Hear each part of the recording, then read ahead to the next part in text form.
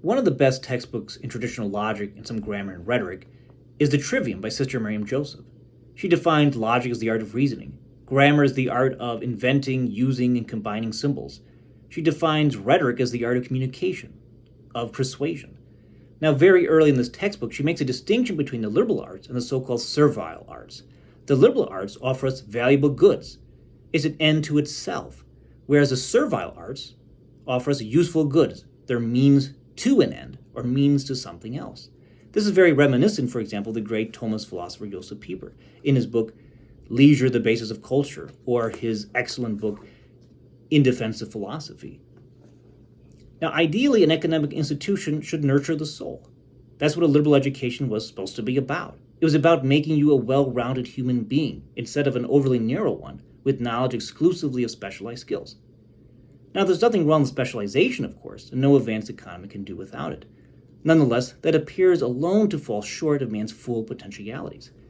Now, Pieper, for example, was not only an excellent Thomist philosopher, reading him as a kind of a spiritual tonic, regardless of one's religious beliefs.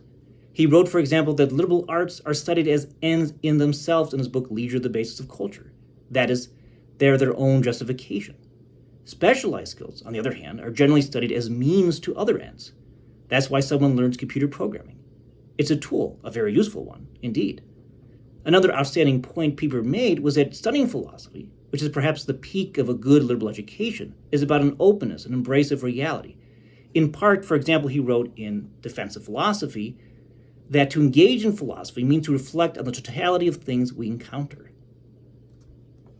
Now, if you want to become classically educated, if you want to engage in a traditional liberal arts education, you don't have to go to an expensive college. You can read some good books. You could read some books in logic, some good books in philosophy. You can read classical literature on your own. And one great book when it comes to logic, grammar, and rhetoric is definitely The Trivium. And a good defense of this kind of worldview will be found in, for example, Leisure, the Basis of Culture by Josef Pieper, but also in his book, In Defense of Philosophy.